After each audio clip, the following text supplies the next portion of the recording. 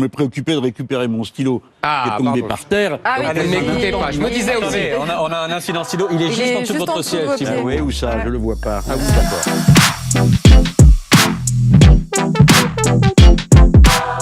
Mais moi, je vais dire les choses comme je les pense. Moi aussi. Vous êtes en danger.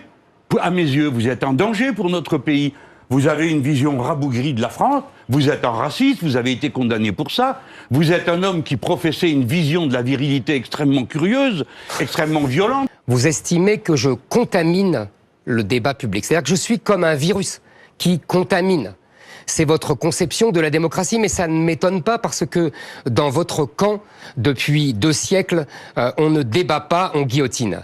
On n'invective pas, on ostracise et on met dans des camps de rééducation, quand c'est pas dans des asiles psychiatriques. Donc évidemment, vous avez une conception de la démocratie qui n'est pas la mienne, ça c'est sûr. Voilà de quoi la France est l'héritière. Elle fait le pari continuellement de l'humain.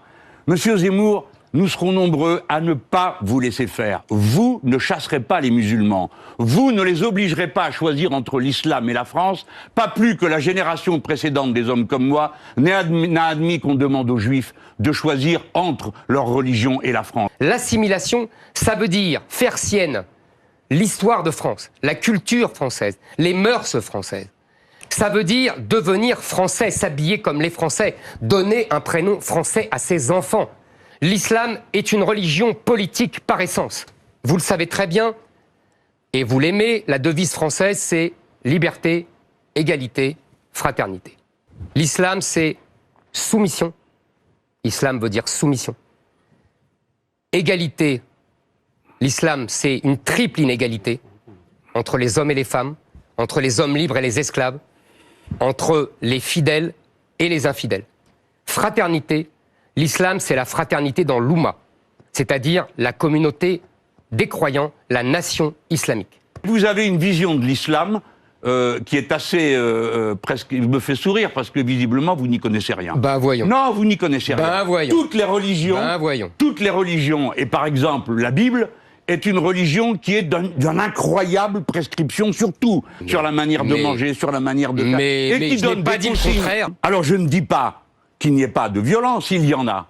Mais enfin, c'est 0,087% du total des violences physiques. Et les violences, les gens qui meurent du fait de la chaleur, c'est 3,5 fois plus. Dans les années 60, il y avait 15 crimes et délits pour 1000 habitants. Aujourd'hui, il y en a 60 pour 1000 habitants. Alors vous voulez vous répétez comme un moulin bien. à parole, c'est les musulmans, Oui, le monsieur. djihad et je sais pas Oui, quoi. Vous n'avez oui. pas honte de parler comme Pas ça? du tout, Il y a pas des du tout. millions de musulmans dans ce pays qui supportent pas. Je vous signale Et ce que sont vous des ne me laissez Français pas comme parler, vous et moi. monsieur Mélenchon. Mais je vais vous dire, il y a heureusement des millions de musulmans qui ne sont pas délinquants. Et il y a Vous êtes heureusement trop des bon. millions de musulmans qui ne sont pas terroristes. Seulement, tous les terroristes sont musulmans. Vous ne réglerez rien. Vous poussez les gens à l'affrontement, à la guerre civile, ça n'a aucun sens. Vous êtes tellement provocateur que vous avez été jusqu'à provoquer les gens sur leur prénom parce qu'ils portaient le prénom du prophète. Mais vraiment, quelle honte. Comment vous appelez un pays où la tête d'un professeur roule dans la rue?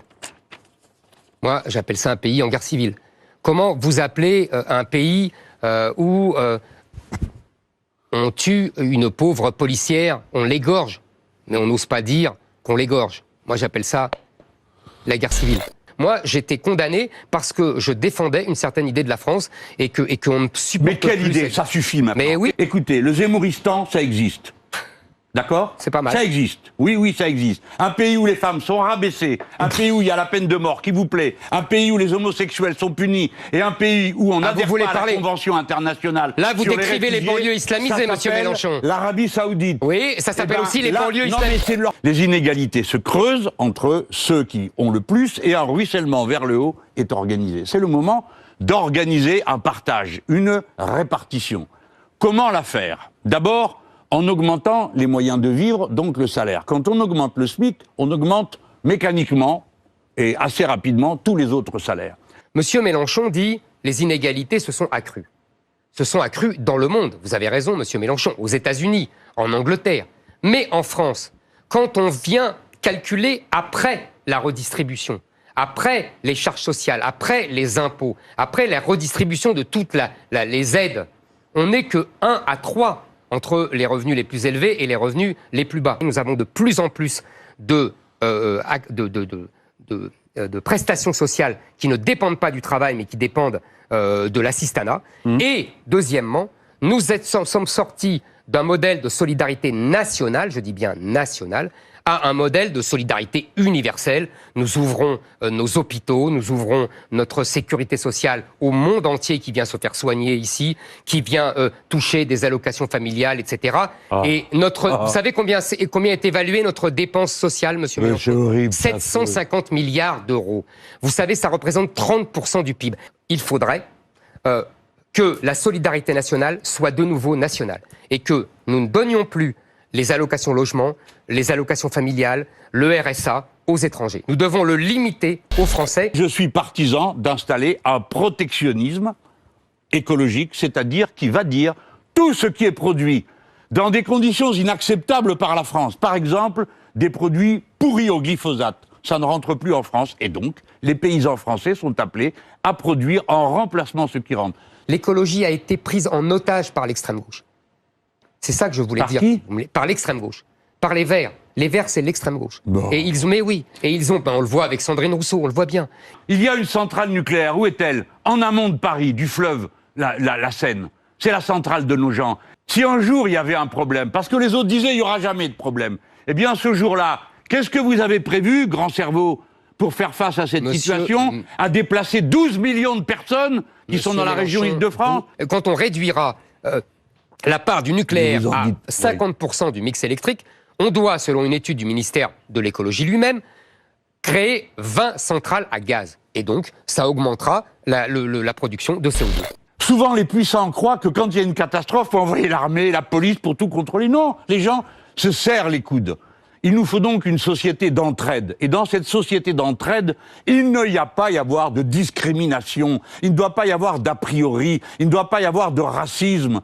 Et alors, oui, on fera société, on fera bloc, on fera défense commune.